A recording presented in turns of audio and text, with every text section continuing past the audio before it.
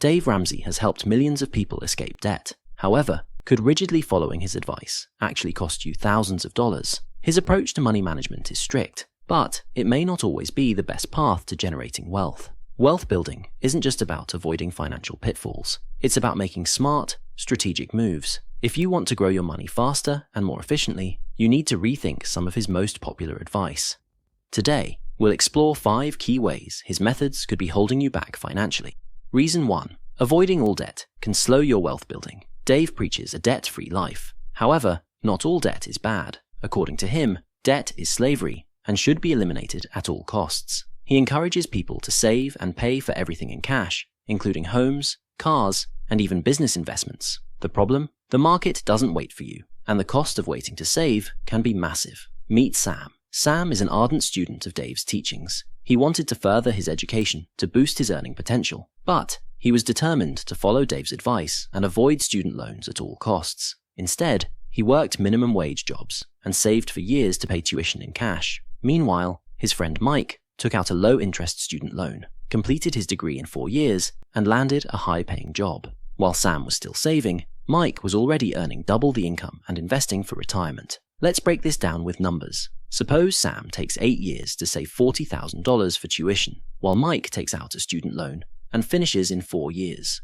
If Mike earns $60,000 annually right after graduating and invests 15% of his salary with an 8% return, he will have nearly $40,000 in investments by the time Sam even starts his career. By delaying education, Sam missed out on years of higher earnings and investment growth, setting him back financially. The key takeaway here is that not all debt is bad. Used wisely, strategic debt, such as student loans for high-value degrees, can help accelerate income and wealth building. Avoiding all debt at all costs can mean missing out on valuable financial opportunities. Reason 2. Ignoring credit cards can hurt your financial future. Dave is completely against credit cards, calling them a trap that leads to financial ruin. He suggests only using debit cards and paying with cash. While it's true that reckless credit card usage can lead to debt, avoiding credit entirely is not the answer. Sam followed Dave's advice and ditched his credit cards, relying only on his debit card. For years, he was proud of his decision until he tried to rent a car. His debit card was declined.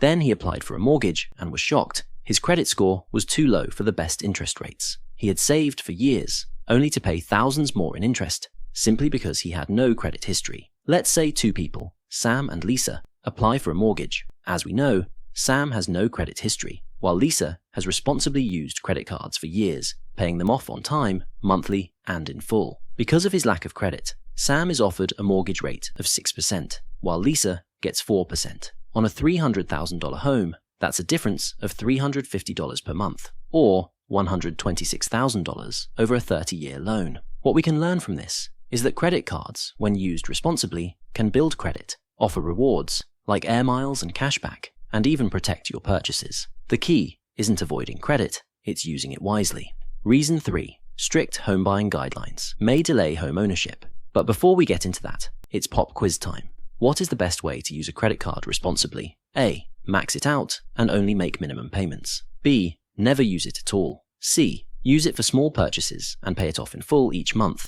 Or D. Open multiple credit cards and rotate balances. Leave your answer in the comments below, and I'll reveal the answer later. When taking out a mortgage, Dave recommends a 20% down payment, a 15-year fixed-rate mortgage, and ensuring that your monthly payment doesn't exceed 25% of your take-home pay. While these guidelines aim to promote financial stability, they can be unrealistic for many, especially in high-cost housing markets. Sam diligently followed Dave's advice, aiming to save a 20% down payment for a home priced at $300,000. With rising living expenses and modest income growth, it took him several years to amass the $60,000 needed. During this time, property values in his desired area increased, pushing the goal further out of reach. Meanwhile, his colleague, Alex, opted for a 30-year mortgage with a 10% down payment. Alex secured a home earlier, benefited from property appreciation, and enjoyed the stability of home ownership, while Sam continued to rent. While financial prudence is essential, rigid adherence to stringent home buying criteria can delay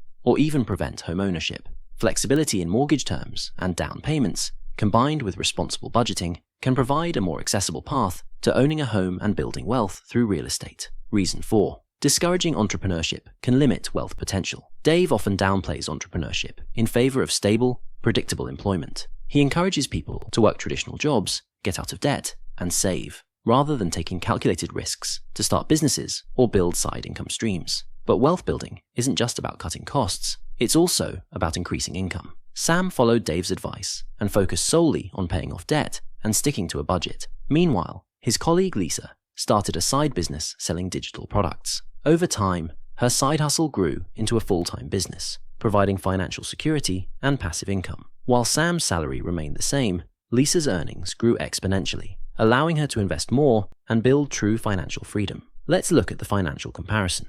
If Sam's stable job earns him $60,000 a year, and Lisa's side hustle earns her an extra $2,000 per month and grows by just 10% per year, she will have made an additional $500,000 over 10 years. Meanwhile, Sam, with no extra income streams, remains at the mercy of his employer's raises. Entrepreneurship and side hustles can accelerate financial growth. While stability is important, relying solely on one income source limits your potential for wealth. Building multiple income streams is one of the fastest ways to financial independence. Reason 5. Dave's anti-borrowing stance can limit business growth.